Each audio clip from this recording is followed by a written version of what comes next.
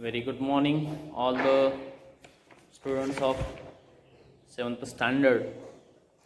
We are learning the 6th lesson of our civics. This is last lesson from the history civics, their directive principle of the state policy and the fundamental duties. So here, some important directive principles of the state policy you'll see.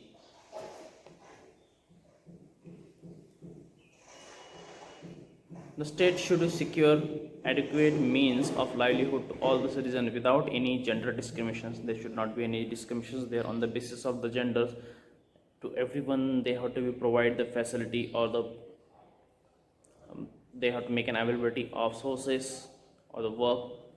State should secure equal pay for the equal work for both men and women. There should not be any discriminations on the basis of the gender.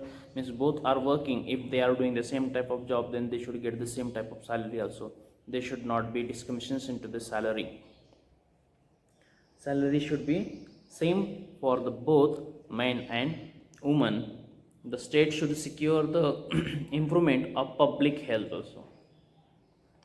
Public health, for that they should be make an available of primary healthcare centers into the village levels, so it helps to be improve the public health. The state shall endeavor to protect and improve the environment and safeguard the forests and wildlife of the country. So they should be improve the environmental regions, the areas also there, and they should safeguard the forest regions or the wildlife of the country. If the wildlife is protected, then and if the forests are protected, then it helps to the wildlife also. Then they can survive. The state shall protect all monuments of historic interest and national importance. That whatever historical monuments are there, forts are there, museums, buildings are there, construction sites are there, that our state or our country should be protect to them for in a sake of national interest, or it is important that. So these are our countries, we can say wealth, heritage, historical heritage sites. We have to be protect it. The state shall promote with the special care the educational and economic interest.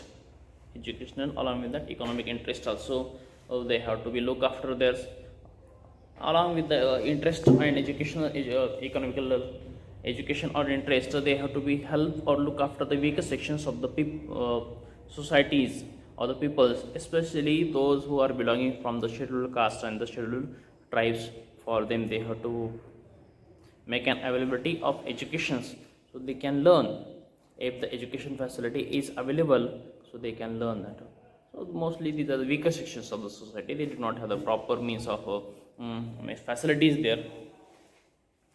So government responsibility is there to make an availability of education sources to them. A scholarship should be provided for them. Reservations of the seats should be there for such students from belonging from scheduled castes and tribes. The state shall offer public assistance to the citizens in case of unemployment, old age, sickness there. Public assistance should be provided for the citizen there. Those who are unemployed, for them they have to make an availability of employment, and old age citizens are there, for them the different facilities should be provided. Senior citizens there, along with that residential facility should be there for them. And those who are sick, weaker sections or the sick, unwell, not only government primary healthcare centers are there. State shall secure a uniform civil code there applicable to the entire country. Same type of rules or the law should be there for each and every citizen of our country. There should not be any partiality there between the citizens. There is a directive to ensure equal pay for equal work. Directive should be there, rules should be there. Equal pay for equal work. Just now only I told that there should not be discrimination, that equality should be there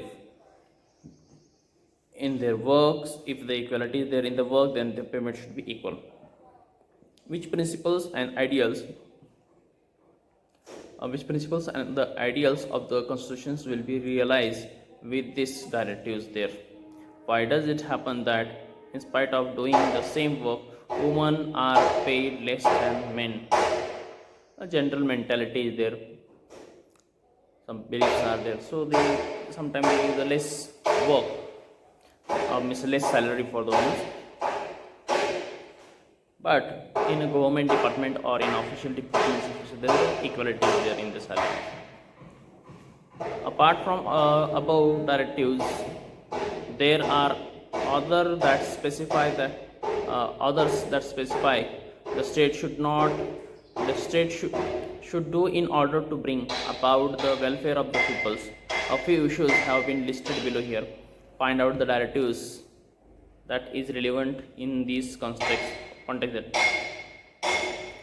the help of your teacher. For example, foreign policy, there it should be the policy of the state to endeavor to secure the promotions of the international peace and security. Girls' education is their right to education, upbringing of children in the healthy and happy atmospheres, right to live. Improvement in agriculture is also there. That is a right of occupations will become. So directive principles of the state policy and fundamental rights are two sides. Directive principle and the fundamental rights.